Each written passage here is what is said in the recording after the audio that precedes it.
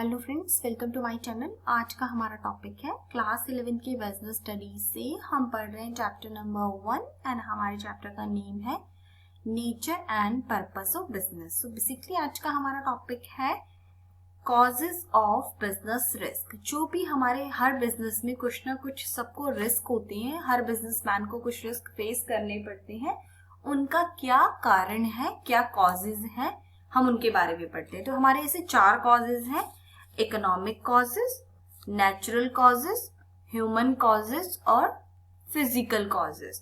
अब हम पढ़ते हैं कि एक एक करके इन कॉजेज का मीनिंग क्या है और इसका मतलब होता क्या है।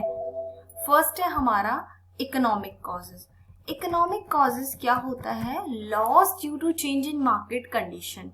जब भी मार्केट की कंडीशन में चेंज आएगा और उसकी वजह से जो लॉस होगा उसको हम कहते हैं इकोनॉमी की वजह से। इकोनॉमी क्या है?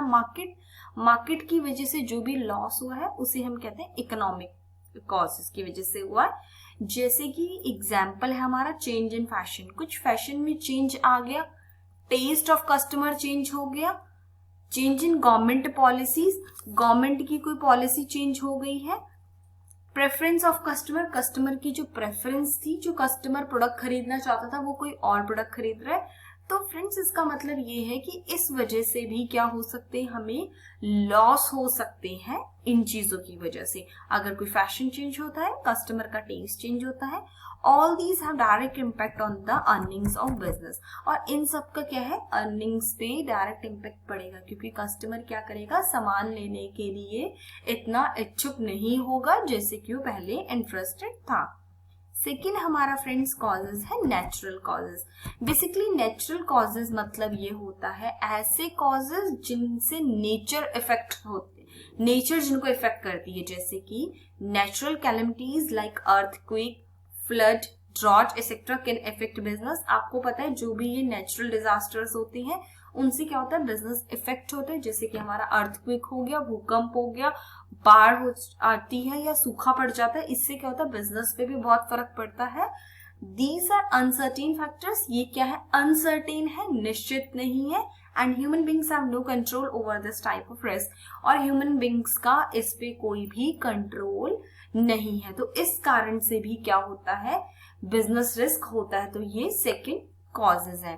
थर्ड है हमारा ह्यूमन कॉजेज। ह्यूमन कॉजेज मतलब जो पर्सन्स की वजह से होता है, जो इंसानों की वजह से होता है। जैसे कि human causes means chance of loss due to human being और employ of the organisation. Loss क्यों होगा? ह्यूमन बींग की वजह से और एम्प्लॉय की वजह से। जैसे कि for example dishonesty of employ may bring heavy loss to the company.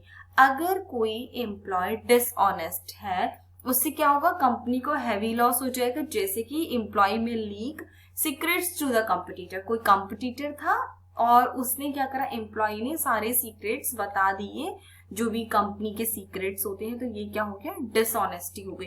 इससे भी क्या हो सकता है, कंपनी को लॉस हो सकता है। फोर्थ है हमारा फिजिकल कॉजेज। फिजिकल कॉजेज वो कॉजेज होते हैं which results in damage of assets, जिसकी वजह से क्या होता है, एसेट का डैमेज हो सकती है। For example change in technology, कुछ टेक्नोलॉजी चेंज हो गई, may result in machinery being outdated. इसकी वजह से क्या होगा, मशीनरी आउटडेटेड हो गई। आपको पता है न्यू मशीन्स, न्यू सिस्टम्स आते हैं। फॉर एग्जाम्पल आप कोई भी कंप्यूटर का एग्जाम्पल ले लो, आप आजकल मोबाइल का एग्जाम्पल ले लो। मोबाइल्स क्या है, नए आप कोई भी मोबाइल यूज करते हैं उसकी नई नई सीरीज आ जाती है। उससे क्या होता है, जो पुराने मोबाइल है वो आउटडेटेड हो जाते हैं और लोग उनको लेना नहीं पसंद करते। तो इससे क्या हो गया, आपको क्या हो गया, लॉस हो गया। अगर किसी बिजनेसमैन के पास पुराने वाले उसका स्टॉक है तो बिजनेसमैन को हो जाएगा loss. Change in technology may results in machinery being outdated. Mechanical defects may also results in damage of assets such as bursting of boiler. जो मैकेनिकल डिफेक्ट्स हो सकती हैं, जैसे कि कभी क्या होता है, सडन कोई एक्सीडेंट हो जाता है, जैसे bursting of boiler. For example कोई मशीनरी में प्रॉब्लम आ गई, एकदम आग लग गई या कुछ ऐसी चीजें हो गई, तो इससे भी क्या हो, डैमेज ऑफ एसेट्स हो जाता है। एक्सीडेंट टू एम्प्लॉय, किसी एम्प्लॉय का इस वजह से एक्सीडेंट हो गया। तो ये सब क्या है, फिजिकल कॉजेज है। तो ऐसे हमारे 4 टाइप्स ऑफ कॉजेज हैं जो हमने अभी पढ़े। Economic causes, natural causes, human causes और फिजिकल कॉजेज। अब हमारा फ्रेंड्स नेक्स्ट टॉपिक है type of business risk. Business risk हमारे दो तरीके के होते हैं। देखो फ्रेंड्स, कुछ हमारे क्या होते हैं रिस्क जिन्हें हम इंश्योर्ड करा सकते हैं और किन्हीं को हम इंश्योर्ड नहीं करा सकते। तो इंश्योरेबल और नॉन इंश्योरेबल रिस्क। जैसे इंश्योरेबल में क्या है, रिस्क विच आर कवर्ड, जो हमारे कवर्ड है, मतलब जिनका हम प्रीमियम भर सकते हैं, जिसकी हम पॉलिसी ले सकते हैं, for which company gets compensation from insurance company.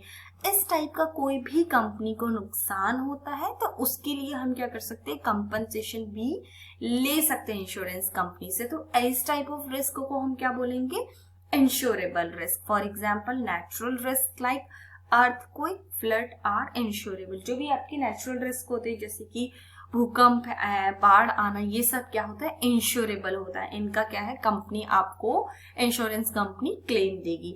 ऐसे हमारे सेकंड रिस्क है non insurable risk. Non insurable risk मतलब जिन रिस्क को आप इंश्योर्ड नहीं करा सकते, जिनके अगेंस्ट आप प्रोटेक्शन नहीं ले सकते। Risk for which no cover protection available, जिसके लिए आपको कोई कवर नहीं मिलेगा, कोई आपको कंपनसेशन नहीं मिलेगा। Economic risk and human risk का नॉन इंश्योरेबल। जो भी इकोनॉमिक रिस्क आपने भी पढ़ा, ह्यूमन रिस्क है, वो सारे नॉन इंश्योरेबल होते हैं। क्योंकि for example businessman cannot get compensation for change in fashion, change in demand. कोई ऐसी चीज हो गई जिससे डिमांड चेंज हो गई, फैशन चेंज हो गया, तो इसके लिए आपको कोई भी कंपनी इंश्योरेंस प्रोवाइड नहीं करेगी। फॉर एग्जाम्पल आपके एम्प्लॉय ने कुछ गलती कर दी तो उसके लिए भी आपको इंश्योरेंस कंपनी इंश्योर नहीं देगी इंश्योरेंस का प्रोटेक्शन। तो ये क्या है, नॉन इंश्योरेबल रिस्क। तो ये हमारे टू टाइप्स ऑफ रिस्क हैं। So thank you friends for watching my channel. अगर आपको मेरा वीडियो पसंद है तो प्लीज इसे लाइक एंड सब्सक्राइब करना ना भूलें, ताकि फर्दर आपको ऐसी वीडियोस की नोटिफिकेशंस मिलती रहेंगी और हम अपने आगे की वीडियोस में इसी चैप्टर को कंटिन्यू करेंगे। Thank you friends for watching my channel.